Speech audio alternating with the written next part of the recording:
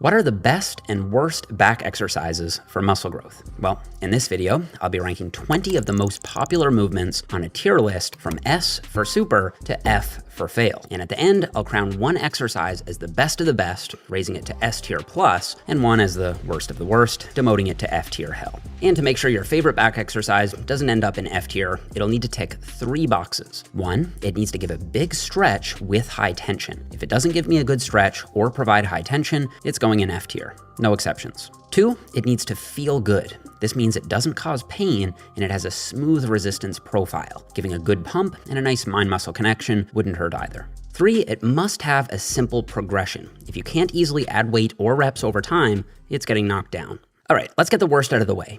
Renegade rows. These are not good for building muscle. First, they don't provide a good stretch because you'll come up solid against the floor. They don't offer maximum tension to your back because other muscles have to work so hard just to keep your balance, which makes it hard to get a good back pump. Sorry, renegade rows are going in F tier. This is because the renegade row is trying to combine 2 exercises into one, a plank and a dumbbell row. Planks are good for your core and rows are great for your back, but when you put them together, you end up watering down the amount of tension that your back receives. And the same goes for other 2-in-1 combination exercises like the dumbbell row plus curl, or the dumbbell row plus press, or the dumbbell row plus kickback. This is because the smaller muscle in the pair will always be so much weaker than your back, so it'll always give out first. This leaves your back totally understimulated. These exercises will burn some calories and they will grow the weaker muscle in the pair, but they aren't good back builders. They're all going in F tier. Okay, what about the deadlift? Well, I am a big fan of the deadlift. I think it's one of the best exercises for building total body strength. However, when we look at the criteria for a S tier back builder, it doesn't score too well. It doesn't stretch your lats or mid-back much at all. It also doesn't take your lats or traps through an active range of motion. So any tension they do receive is isometric. I don't know about you, but deadlifts don't give me a great back pump. And while they are easy to overload, you can always add some weight or some reps, that's usually because your hamstrings and glutes are getting stronger, not necessarily your back. As a back builder, the deadlift is going in C tier. I'm not putting it in D or F tier just because it will beef up your spinal erectors and thicken up that lower part of your back. But as a pure back hypertrophy exercise, I do think there are far better options. Now, if this were a lower body day, I'd probably put the deadlift in A or B tier, especially if it's done with a well-controlled negative. And since the above the knee rack pull is basically just a deadlift with less range of motion, it's going in D tier. Except, since it often damages gym equipment, hogs plates, and unless your name is Bro Jeff, feels pretty terrible, I'm gonna go ahead and move it to F tier. Okay, you're probably ready for some better exercises. So let's start with the wide grip pull-up. It offers high tension throughout the range of motion and a deep stretch at the bottom. It feels good, and you should get a nice back pump. However, pull-ups do have a tricky resistance profile. They feel very easy at the bottom and very hard at the top. This makes for not the smoothest feel. That said, they are very good for progression, as you can easily add 1 rep each workout or add some load with a weight belt. They also look cool, and I really respect pull-up strength. Wide grip pull-ups are going in A tier. Neutral grip pull-ups have all the upsides of wide grip pull-ups with slightly more lat emphasis. They're also going in A tier. Chin-ups with a palms up grip shift some back tension to your biceps, so while they are still a great upper body exercise, I'm putting them in B tier for the back specifically. Next, pull downs. We've got wide grip lat pull downs, neutral grip lat pull downs, and half kneeling 1-arm lat pull downs. Wide grip lat pull downs offer a big stretch on your lats. They provide smooth, even tension throughout the range of motion. They feel great, plus you get to sit down, which is nice and stable, and you get a fantastic combination of both lat and mid-trap activation, and you can easily overload them by increasing the pin weight. The wide grip pull down is our first exercise being awarded to S tier. Neutral grip pull downs have all the same upsides of wide grip pull downs, except they emphasize your lats over the mid traps, especially if you think about driving your elbows down. So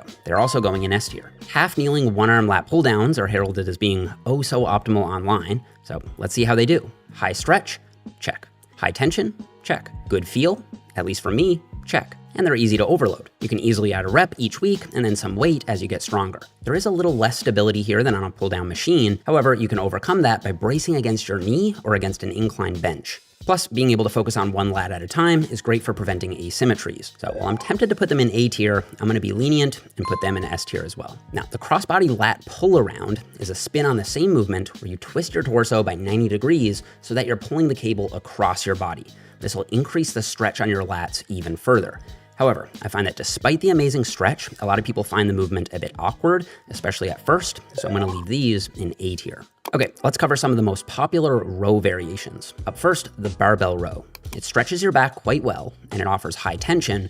However, because it's not the most stable exercise, that tension will be dispersed to other stabilizing muscles like your calves, glutes, and low back just to keep balance. This isn't a huge deal. Your back will still get hammered, and you can still overload this movement from week to week. But I don't think it's the best row variation, and I don't even think it's the best barbell row variation. So the standard barbell row is going in B tier. The Yates row is basically just a barbell row with a more upright posture and with looser technique. Of course, it's named after bodybuilding legend and 6-time Mr. Olympia, Dorian Yates. While the looser form will help you load more weight, it doesn't actually guarantee more tension to your back muscles because of momentum coming from your hips. And the more upright posture actually reduces the stretch on your lats and mid-traps. Sorry, Dorian, the Yates row is going in C tier. The Pendlay row is essentially the opposite of the Yates row. Instead of going more upright, you go more bent over. This is good because it places your lats under a higher degree of stretch and tension. It also allows for more consistent progression since your form is tighter. So, assuming you do them with a controlled negative, I think they belong in B tier, although I could easily nudge them into A tier if we factor in strength development. They're just not quite stable enough as a pure hypertrophy exercise for my taste. So, yeah, they're gonna stay in B tier. The deficit Pendlay row is a Pendlay row where you stand on something like a bumper plate. This allows you to go deeper on the negative, meaning more stretch on your lats. I'm gonna put these in A tier. All right, the Meadows row, named after the late, great John Meadows, who is someone who taught me so much. So let's see. It stretches your back a ton. It absolutely smashes your mid-back with super high tension. And as long as you brace against your knee, you'll be nice and stable. The mid-back pump you'll get from these is unmatched. And as a bonus, you get to work on each side individually. This is definitely a personal favorite and easily belongs in S tier for me. The inverted row is basically an upside down row where you pull your own body instead of pulling some weight. They offer a pretty amazing stretch at the bottom, and I can't lie, they feel pretty great too. If you set it up right, you should feel nice and locked in, and you should be able to feel a strong mind-muscle connection with your back. However, they're getting knocked down for progression. While you can have a training partner load some weight in your lap, this also makes the movement feel really awkward, for me at least. And then without the weight, you're stuck with doing super high reps, which is fine, but it is suboptimal once you go above 30 or 40 reps. So despite some positive aspects, I'm gonna put inverted rows in C tier. One-arm dumbbell rows, the zombie corpse of Athlean X's exercise graveyard. Obviously, this exercise gets a bad rap online, but other than Athlean X, I've actually never heard another physiotherapist or exercise scientist express concerns about it. I've been doing them myself and with clients for more than a decade without a single issue. So let's see. They offer a big stretch on your lats at the bottom, and they feel nice, smooth, and stable. The main issue is, once your back gets decently strong, you may max out the dumbbell rack at your gym, which usually stops at 100 pounds. So they're getting knocked down slightly for progression, but I'm still gonna put them in A tier. The croc row is basically just a dumbbell row with looser form. So you use some leg drive and some momentum on the positive. Now, I'm normally not a fan of loose technique. However, where you're braced against the bench, the momentum here is actually more controlled and consistent than it normally is. Also, the momentum leans into the natural strength curve of the back quite well. It gives you some assistance in getting through the harder top half of the range while still offering a nice stretch at the bottom. I may get some flack for this from the technique junkies, but I'm putting croc rows in A tier.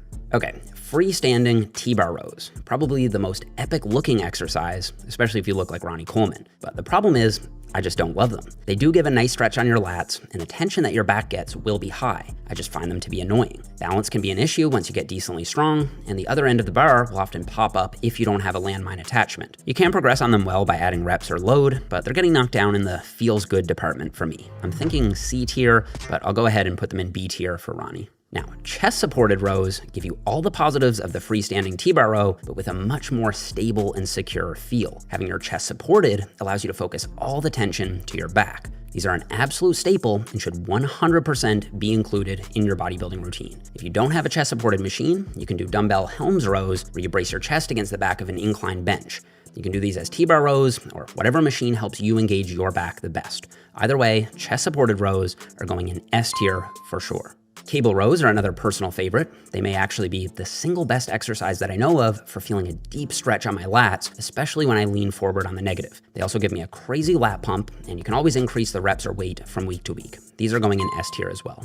Switching to a wide grip will shift some emphasis to the mid traps, especially if you squeeze your shoulder blades together, but that's not a bad thing if that's what you're trying to target. And wide grip cable rows have all the same benefits of close grip cable rows, so they also belong in S tier. Speaking of your mid-back, the rope face pull is a very popular option. It does stretch your mid-back well, as long as you pull your shoulder blades apart on the negative, and you should be able to feel a strong mind-muscle connection with your entire mid-back. The issue is they're a bit unstable when done the conventional way because the cable is always trying to pull your body forward, and so a lot of that tension is simply lost trying to keep your balance. For this reason, the standard rope face pull is going in B tier. However, if you modify the exercise to do it either lying on the floor or by doing them seated, you eliminate that balancing requirement and you'll be able to overload them with much more tension being applied directly to your back. So I'm gonna go ahead and put both of these variations in A tier. They're close to being in S tier, but just looking at the other exercises in S tier so far, I don't think face pulls are quite as amazing. Definitely still an exercise worth including though,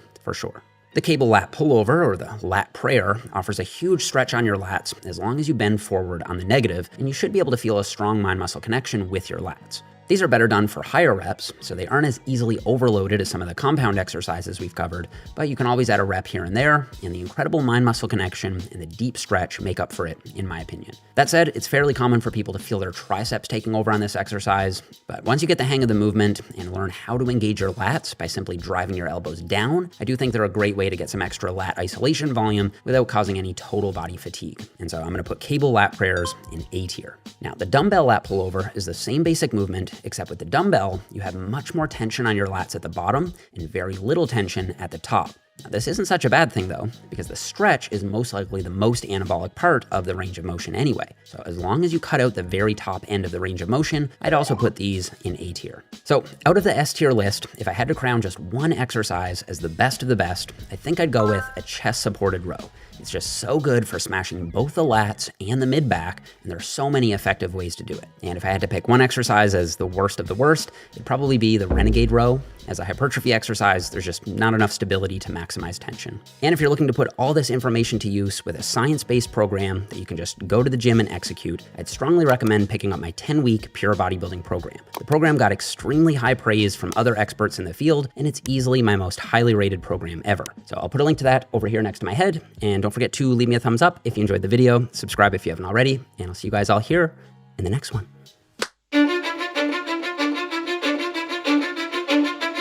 Cause I don't give a fuck what you say.